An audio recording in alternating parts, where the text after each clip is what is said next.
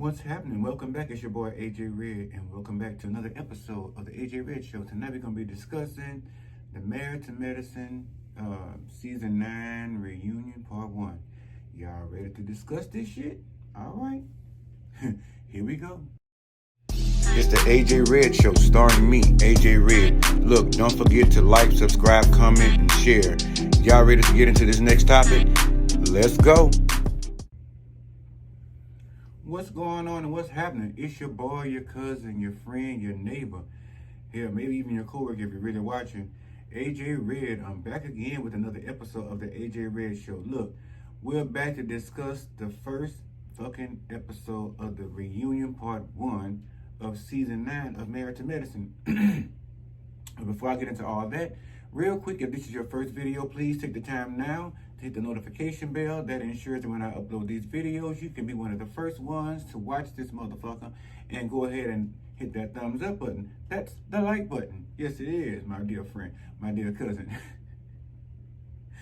And please make sure you share with somebody. If you have not already, please make sure you go ahead and again hit that subscribe button. For my A1 since day ones, welcome back. Thank you so much for holding it down. I know y'all feel like I ain't been posting as much as y'all wanted me to, but I'm trying to beef it up. Like I told y'all, this 9 to 5 still got a hold on me. Listen, Uncle Sam's still making money from beyond the motherfucking grave, and he still robbing bitches blind. Don't you dare be fooled, because I can damn sure be the first one to say, when they say, can I get a witness? Right over here, me. But anyway, thank you guys so much for being here. But anyway, I won't delay.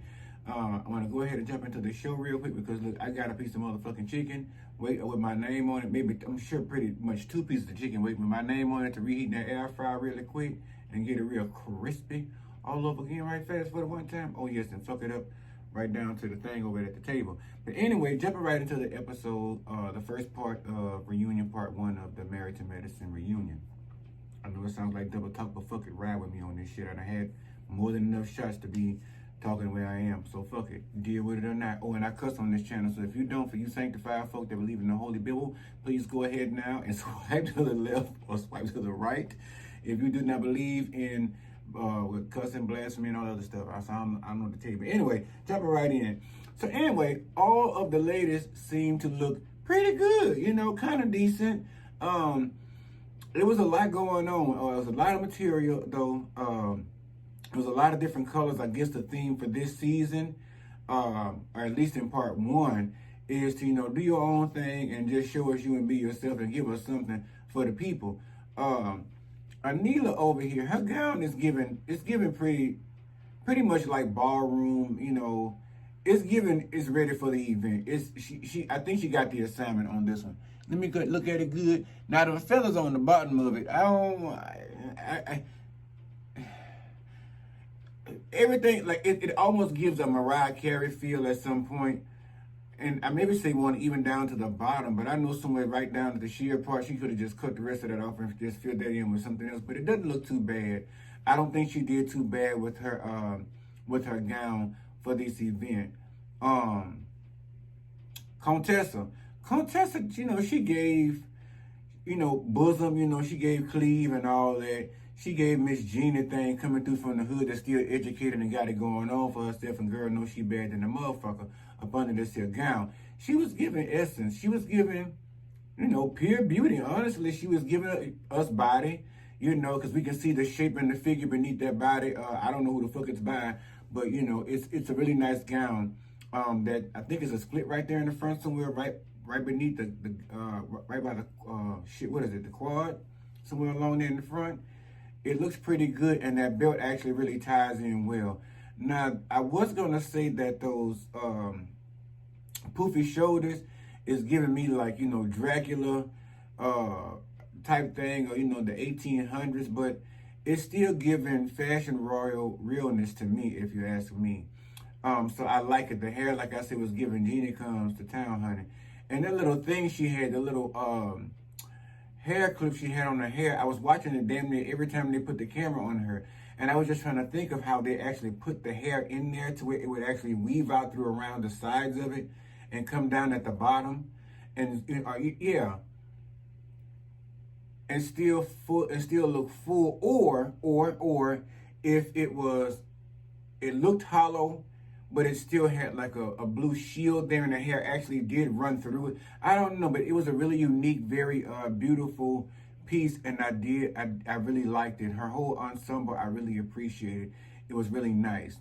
Toya was giving us, like, back when it was in the 1920s or whatever it was, when they had the days when they was doing swing outs and shit like that, and the sock hops. Well, not really so much as the sock hops, but when it was out there when I think Tina Turner was growing up way back in the days, and maybe doing a cocktail waitress type thing or something like that. That bottom piece, that's also really pretty. I saw how it was spread out on the sofa. It was giving like Egyptian goddess realness. Honestly, the whole outfit to me, that's what I was actually getting from it. And the hair, I guess she was also going for the Genie Comes from the Ghetto look, with the ponytail, with the wet and wavy and whatnot and so forth and going on. But it actually kind of tied in. I wish the earrings, I think, could have been done a little differently to tie into the outfit. But all in all, Toya really showed up to the thing looking really well. Y'all know fucking well. We all know Simone can't dress to save her life. If Simone went to fashion designer school, she wouldn't be nowhere today. She had been dropped out and went to something else, and it proves it time and time again. Now, I will say whoever dressed her did do a pretty good, decent job. They gave her like this Tina Turner look, type thing. Tina Turner finally comes to town. I mean, finally, Tina Turner's opening act or some shit like that. Not the gold version, but the silver. All the dancers aren't there, but Tina's there. It gives a little bit of Christmas tree, but if you see it outside of this picture, the picture doesn't really do it too much justice, but seeing it on her, the stylist actually did well. Honestly, they could have did a whole lot better with Simone, because Simone does have a quirky shape, not bad, not odd, not fucked up, just like quirky. And it's because nobody's actually contoured something for her body that has given her something, this season or pretty much throughout the episodes that make it, sets her appeal off. The gown again is not that bad, but they could have did better. It looks like a Christmas tree. When you take them sickles that you buy at a Walmart back in the day, or Kmart, and just take and walk around that bitch and just throw them on there.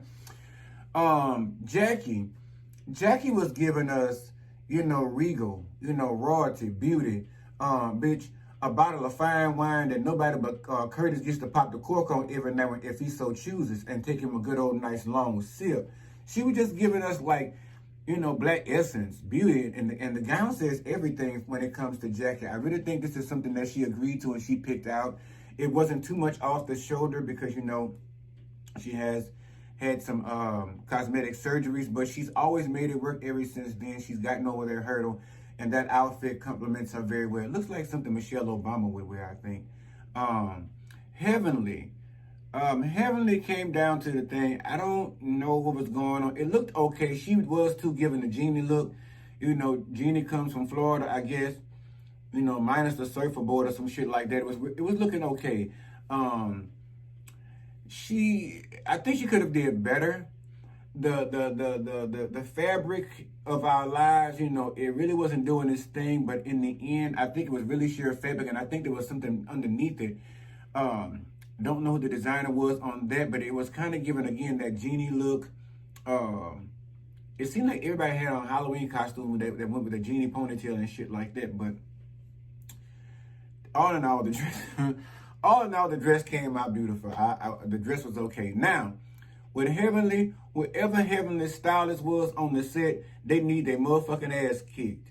Because in the end, I know all of y'all kept seeing that little tweedly right there on Heavenly's head that was sticking up like this. Said she looked like alfalfa doing the whole time with the goddamn thing. They ain't run out there doing a commercial break or nothing. Somebody was out there texting their old man or old lady on Instagram or TikTok or, some shit like that over there down to the Facebook and not paying attention to the camera.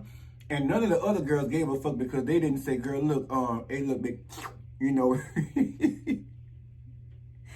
like old cat bitch, lick it and put it back down or something, paste it down until we get the commercial and call your stylist over here to get it. But nobody was paying attention. So the whole time she looked like a fucking peacock sitting up on the stage when she turned her head over to the left.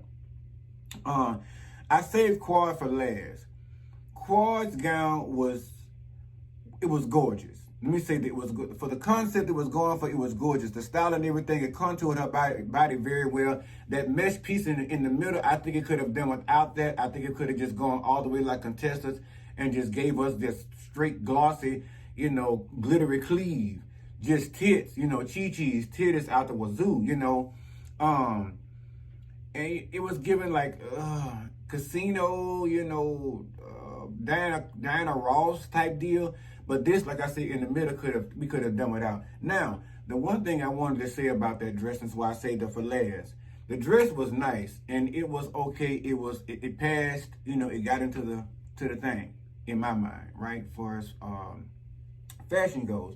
But god damn, every time they put the motherfucking camera on Quad, you know, and got too close or put the focused in on her, every time she made a motion while she was talking, it sounded like she had a body full of motherfucking chandeliers on, and every time she moved, she was just a walking chandelier, the giant one, and had several thousands of others attached to her. Just a beautiful chandelier, I guess how you want to put it. But honey, no shade, but plenty shade, because god damn, couldn't you have chosen something quieter? That's too much fabric. Wrong kind of fabric, which is too much of that shit. It was just doing too much. I don't know. It seemed like one of them things when you have a child and somebody buys them one of them noisy ass fucking fire trucks they can honk down and make that bitch beep all day long. You trying to take a nap and they just in a little situation and you just trying to get you a little breather, a little moment. And they started honking that bitch and you just waking up. That's what that dress felt like. It felt like anytime you was in a dinner party with her, if she felt like you was just dozing off during her conversation, all she had to do was some shit like this, or just get to walking or shake her arms, you know, because she talked with her hands a lot anyway, and her neck and shit, and get to jiggling and shaking and shit, wake everybody up down to the dinner party. The dress, the concept was nice. The chosen fabric, take that back and burn it, and well, not burn it, but take it back and rethink that whole thing at this situation. It was really funny to me that when the contestant, they came in with contestant leading in. Contestant came in for the kill. She came in to put her motherfucking foot all the way up in Heavenly's ass, is what it looks like on the camera. Okay? She came in and she basically, all the ladies were in there getting their makeup done, you know, getting their eyelashes done and shit like that, getting their weave done, their genie ponytails installed and shit like that. And Heavenly was among those ladies. Well, I guess Contessa arrived to the thing a little late to give a grand entrance and give us a mighty, you know, bang to start this thing off with. And she busted up in the motherfucker and she said, listen, what the fuck you got to say now? You was sitting there talking all your shit behind that motherfucking camera when it came to your podcast and on your social media platforms and shit. What the fuck you had to say that shit now. It was that kind of thing. You know, it was like, what you said, bitch? Say it again. See if I knock your goddamn teeth out your motherfucking mouth. So yeah, she was saying, well, look, you talked all that shit behind the camera, Heavenly, but now I'm here, bitch, and now I'm here to address you now that all the time that has passed, and now I have time to watch these episodes and see what all the fuck you said about myself and the ladies amidst your fake ass apologies throughout this, you know, the season. And, you know, nevertheless, it got a little hype for a minute. You know, the tea got a little hot real quick. But it was cold out there, you know, the shit cooled down real fast. They took Heavenly, Simone took Heavenly one way and got her off the bus. And people, I guess the staff and somebody else took Contessa and got her another way. She had to took her motherfucking stilettos off, baby. Her red bottoms was off. So that kind of indicated to me she about to take her foot and take Heavenly's ass and divide them like curtains and then shove her foot all the way up and through that motherfucker. She was going to foot fuck her from the bite. Is what I thought she was going to do. But they broke them up, you know, satisfied their situation, got them down to the thing, and then Heavenly got down by Andy, which I ain't even comment on Andy's outfit because Andy even wearing white, black, gray or some shit. I ain't never really seen him wear anything out of sorts. If you seen it, let me know. Drop down in the comments and let me know. I can't remember fucking. He got a lot of them on the platform, so whatever. But anywho, getting back to the situation. So Heavenly comes down there when Andy comes to check on her. You know, I heard about this and all that. He knew what the fuck was going on. They all set it up. He was like, well, I heard about this and that was going on with you and Contessa. Are you all right? And she was like, well, Andy, I am traumatized. I'm traumatized. I think I'm gonna need therapy and all this stuff. This to mess me up and all this other bullshit here. It didn't traumatize Heavenly. Heavenly used that kind of action. Heavenly welcomes that kind of action because her actions show that she welcomes that kind of reaction, should I say, because she's always causing these reactions and she has done so throughout this entire season with all of the ladies, not just Contessa, but for some reason, she she will not stop, whipping that dead motherfucking horse about the situation that happened between Contessa and Scott, last season. But nevertheless, moving right on, getting down to the platform, they asked a few questions to the ladies and shit like that. And again, I told y'all that it was, a rumor spoken about throughout the season that Quad had fucked the contractor and got, a discount down to the house with that $2 million house. And I'm saying that's a lot. That's a big motherfucking discount. What kind of push she slinging? She must be slinging pussy like newspaper. Fuck the alert in the press. Alert Quad if you need a house bought. If that was the case, allegedly. But she broke out some receipts and said, she got some good puss. She got some good, nether region, some good punani and whatnot. But she not going to tell y'all what it's worth. But at the end of the day, she ain't going to put a price on it. But still, she ain't had to go and pay that man. I mean, she ain't had to go and fuck that man to get the house paid for. She saying I look pretty goddamn stupid going down there fucking that man, giving him some of my nether regions, and then still going down there and paying him to build my house. That would be pretty damn stupid of me, which I would agree. And I would hope she would not be that damn stupid. And, Contessa chimed in and said she knew the contractor's wife and the family and all that different stuff, saying that it was not nice to be imposing that shit upon the man's family. It's really fucking him up a little bit. So, Quad produced receipts, honey. She went down to the thing and got herself a polygraph test, which is not admissible in court in most states. Hell, damn near anywhere nowadays for the most part. But she produced the polygraph. She went down there and took the test and all that different stuff. She said, take the test. Take the test. She went down there and took it, honey, and came back there with the paperwork and showed y'all real quick, look, I ain't fucked that contractor. I ain't fucked nobody's husband. I ain't fucked none of y'all's husbands. I ain't been doing no other shady ass bullshit. I ain't had nothing to do with this girl's house being broken into. Matter of fact, to go a step further, I ain't had no, what she said, I think she didn't have no dealings in, what did she say, starting the rumor or some shit like that? I think she said she made sure, oh no, that was Anila. So yes, cut that short. But basically she said she wasn't fucking no married men and she ain't fucking no contractor, right? So they put it up there and they put the documents up there on the thing. They read it and looked at it. And they also said, well, look, although I know these are usually not admissible in court, which I don't know why the fuck they do them if they aren't. But I know several reasons that's why they don't use them in court. But anyway, getting back to it, he was like, I know they're not admissible in court, but I'll give the judgment to you ladies here to say whether this shit is admissible to the panel here on the show, as from the cast members. What says you all? Nobody really said anything. The judges kind of said, well, I guess we're going to have to believe that shit because that's almost as good as it gets. Toya alluded to the fact, well, she ain't lose shit. She said, bottom line is Toya don't want Eugene. She just keeping Eugene around for the thing and the situation and the lifestyle. She really don't want him. She just holding on to him until she can bleed him dry. Get what she need to probably get a good retirement, a pension fund item and retire, divorce him and get a good chunk of his money or some shit like that. It's kind of what she was leading on to. Quad also told Toya, say, y'all need to buy y'all motherfucking mobile home because, bitch, all y'all do is move around. When I tell y'all, bitch, that shit tickled me, cousin. I was sitting there thinking to myself, I had thought about it before. I was like, shit, why don't you just buy a mobile home? Ain't got time for all this other shit, move around, love to travel and all this different shit here. And apparently, I thought my lifestyle, like in a travel, I can still do my podcast, still do my thing, still do my YouTube channel and all this extra goodness here, and still make my monies and still do, and still explore the countryside and still see the world. Apparently that lifestyle, according to Quad, still would work for Toya and Eugene. She was like, fuck it, they need to go down there to the RV park and find them something to hitch on to one of them trucks they done bought over there driving around. Or go and buy something that got some wheels on it and drive that son bitch around and just park it over there at the RV park. Just buying extravagant, lavish ass, nasty ass RV equipped with all the latest shit, warmer seats, warm bath toilet, warm toilet seats and all that kind of shit, warm toilet floors, kitchen kitchen floors and bathroom floors and shit like that, upgraded. And when I thought about it, the shit tickled me pink because I was thinking to myself, yeah, as much as they fucking move, hell, why not? And the shit was funny to me. Why the fuck not go ahead and buy y'all a little mobile home? They sleep pretty comfortable. I met a couple one time. I went down to the RV thing and look at the show to look at them. Y'all should go one time when they got an RV showing in your town. Go look at it. It's fun to go look at them. They sleep a lot of motherfucking people. Now, I'm not going to tell you if you got the anxiety that you can sleep up on the top bunk or some shit like that, because you probably going to be smelling all the sun and all the moonlight through the goddamn... Some of them. But anyway, I digress. The bottom line is, the shit was funny to me. Heavenly, I'm gonna say this.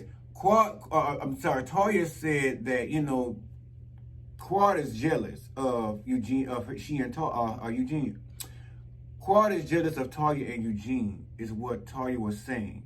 And Quad was saying she not jealous of shit y'all got. You know, she's every woman. She can do it by herself. You know, she's Miss Superwoman. She can do that. She done did the damn thing. She say you need a husband to do it. She don't need all that. So she not jealous of y'all. And Toya even went a step further. She was like, bitch, I think you even want Eugene as much as you always talking about him. She was like, why would I want Eugene? Basically, you already said you got a little dick. That ain't gonna work for me. You know what I'm saying? And the shit that the beat just went on and on and on, and they argued for a minute, y'all, with the fuckery. And let me see. They asked Heavenly too. It was something related to jokes and shit like that with friends in the group and, you know, family members and stuff like that. And they asked, you know, how far is too far with the joke? And they were like, somebody said, well, I think that question is best asked to Heavenly. And when Heavenly was asked, the bitch ain't never spurred out, never answer out her mouth. So the bottom line to that, I shall take from that answer, too far ain't never far enough. Which she has proven that she don't mind. She don't give a fuck. Take it for how y'all like it. She don't give a fuck. So, you know, a lot of shade was thrown during this part one of the reunion. Not only between Toya and Quad, but somewhere along the way, Toya and Anita was bumping heads again, which I thought they had settled the dust over there on the third day or the second day of Blue Ridge bullshit. You know, but anyway, they showed the clip of Kieran and Anila pulling up in the U-Haul at the Halloween party, pretending to be movers, pretending to also be Eugene and Toya. And Toya, when the scene was done, Toya just came back with, you know, fuck that. It's cool since you think it's funny and everything, that's fine. You know, fuck it. Me and Eugene gonna dress up next year, you know, as, you know, burglars, bitch. And we gonna dress up as burglars, bitch, for Halloween. And we gonna come to probably who's gonna be hosting the party that year is yours. And we're gonna show up that way. Just to show you we have not forgotten, bitch. We might have forgiven, but we ain't forgot. And we gonna get that ace. But with that being said, it was kind of funny. I'm not saying it was funny that their home was broken into, but the house has been broken into several motherfucking times. I think it's been broken into at least once or twice more since that we've seen on the show, right? They smashing windows and shit, coming in, cutting power and shit. These are master motherfucking people. The only thing there is to do now, because even Andy asked, you know, did you ever think about moving or something? She was like, no, it's a multi-million-dollar home that we built as a dream home, and all this bullshit here. Yakety, don't talk back. But anyway, Toya was like, bitch, I live 10 doors down. Anybody knocking my glass out, busting my windows down, and coming up in the house and shit like that. Yada, yada, yada, right? Etc. So, well, my whole thing is, at this point, even if you don't want to sell that motherfucker and y'all really want to keep it there, I mean, what else is there to do? Y'all are in a gated community. It's supposed to be a nice area of town. Bitch, the only thing I say now, I think we need to bypass ADT and go and find you about 6 to 8 armed Pinkerton guards and hire them motherfuckers and put them out in the yard with rifles and some shit like that and snipers on the roof, because it don't seem like listen. The world ain't getting no better if we just let it be. Now, the bottom line is, you just let it be. You won't move, you know. You won't call down there to the ADP people and let them come out there and set you with something real. That even if they cut the power off, you got a backup generator to keep the shit pumping, and still call down there to the 911 people and call them down at the precinct and get them over to the house, you know, immediately. You know, Johnny on the spot to see what's going on with the thing. So, I don't know what else to do but till you go down there to the army, over there at the army base over there, and get you about 5 or 6 of them people over there and hide and bring them over to the house to sleep in bunkers and shit all down there on the floor. I don't know what else to tell you all. You need to go ahead and sell that motherfucker and get on the out of there and move. Anila, she brought receipts about, her polygraph, saying that she didn't set up the robbery, and she didn't put out the rumor about Toya and all this other extra shit. Not only did she do that, but she also, brought us some of these receipts that she had from her 73 followers on. Oh shit, I'm tickled. Her 73 followers over there, I think down to Instagram, and 100 and some Yonder Ways somewhere else, and a couple other platforms. She mentioned, she making some monies, and yes, she found the receipts, and she went through her things and her vagabonds, honey, and her Barney bag, and found all her shit that made claims on that she did furnish the whole motherfucking house for you all, you hating bitches, for over a $500,000 off just her blog alone. Check that. Put that on your calendar. She said, yeah, I did it. And it was funny because they always questioned it. They was like, well, bitch, you ain't got nobody on the page. How you make that much money? Even Simone was being messy. Simone said she wanted to know how Quad could afford all that house. And she know Quad ain't got no degree. She ain't got no master's. She ain't got no doctor's degree. She ain't got no PhD or no MD. Or even in dentistry. She ain't got none of that shit. She ain't even a blogger. You know what I'm saying? She doing her thing down. Her sister circling a couple of the checks, but Simone saying, bitch, my house been paid for 23 years and I ain't going nowhere to compete with any of you bitches, to be looking all kind of big, grand, and sideways. My money's in the bank, and that's where it needs to be, honey. I got all that I need and more, and if I want to go out there anytime and outdo any of you hoes, I got it. Me and Cecil both. So I think her and Cecil still sitting on the nest egg, but she wanted to know how the fuck some Quad afford that house, and Quad said, bitch, I got a FICO score of over 100.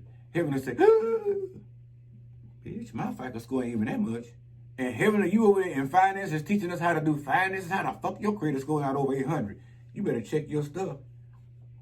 And take you two and call us in the morning, because you fucking up the thing, apparently. And they asked the same question, but she said, hey, bitch, my FICO score is off the chain. I've been paying off my shit, keep my credit tight. While I was married to Greg, I made sure to keep my good name, Savannah.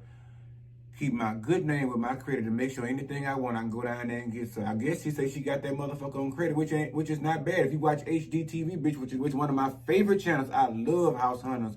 I love property versions. I love renovation shit. I love that kind of shit. Watch, when I finally get these millions, y'all gonna see me on HGTV sometime too. And one of my down projects when I'm turning 60 or some shit, or 50, 45, just redoing houses and shit. Watch, just keep a lookout for it. It's coming. Anyway, the bottom line is it's doable for a person with a certain amount of income and credit, that if you choose to purchase a $2 million home and you have a single household income, if you can do that shit in your motherfucking credit, they hit the green light, that little meter go all the way to the motherfucking top, and they say, yes, it's doable. So I don't see why I can see why, but then when you think about it as an adult and think about how she could have possibly did this thing, because she said that Toyman had to beg, borrow, steal, and cheat to get their house, to get their money, but she said she had to do all that shit. She said she just had to pay her stuff on time. Hallelujah. And get a credit card. And go down and pay the peoples on time, down to the Discover office and the Express credit card people, and pay them their monies on time. And she got her credit built up, and that's how she got her house. What else was going on? We already talked about me with the polygraph bullshit. Talia basically said, for somebody like Anita that done got robbed that many times, maybe you just not stupid. Maybe you just a damn asshole. And I mean, I want to agree with part of that, because Anita is part buffoon. She kind of maroonish. Something ain't right. You know what I'm saying? The negative and the positive ain't on the right switches. You know what I'm saying? They're not on the right post, and they keep trying to jump that motherfucker off. It got spark in it. Pretty soon, and one day it's gonna backfire and blow up every goddamn thing. But right now, she ain't got no spark up in there. It ain't connecting right. So yeah, I don't understand why you keep bringing this up. I mean, I guess to clear your name, because you heard in the wind from Quad, because Quad is the one put that shit out there. Oh, they perpetuated that you're probably the one that actually set it all up. Like I said before, Heavenly said, fuck that. I think that bitch Anita would need Miss Gomez to help her set that shit up. She ain't that strong in the head.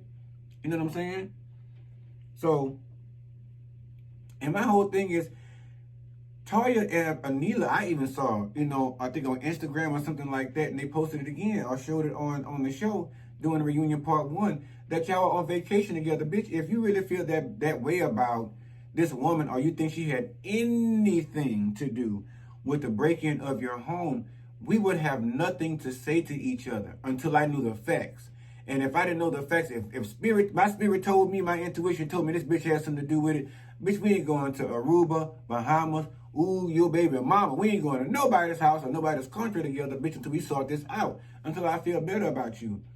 Or get some hard proof that it's not what I thought it was.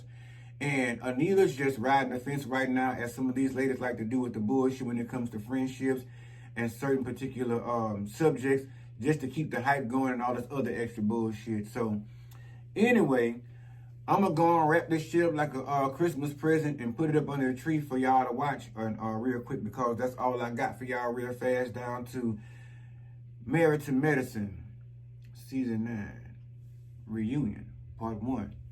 All right? So we're going to see what the fuck Part 2 and Part 3 going to bring. Apparently, we already see Eugene going to get into it with this girl Yonder Co-op. We're going to see how that's going to turn out, but it ain't going to turn out too bad. Eugene ain't going to do it too bad on there. Anyway, again, if you are new to the channel, if this is your first video, please go ahead now and hit that notification bell again so you can be one of the first ones to watch the videos when I upload them. And also make sure to hit that like button. That's the thumbs up button. That really helps the brother out a lot. And please don't forget to share with somebody. Okay, share with people. A1 says, Day Ones, thank you again for being here, being down with the thing, showing up for your boy, and showing me some love. I'll give that all right back to you all. Listen, share with somebody you know. Share with somebody you don't know. Share with a motherfucker you like.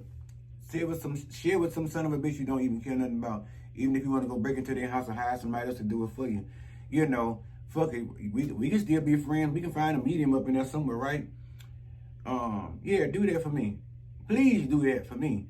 Anyway, love yourself real good. Keep up your high vibrations, your positive vibrations. Don't let anybody take you down and knock you off your high motherfucking horse. Just don't get an ego too big to where, trust me, because you can get knocked off that bitch if people can't do it. Trust me, the universe can. So watch yourself, all right? Love yourself. Love those in return that are willing to love you back in the same way that you give to them, because if they can't, then what is the point? All right, to the next video. I got some more shit to put out. Y'all take care of yourselves. Holla.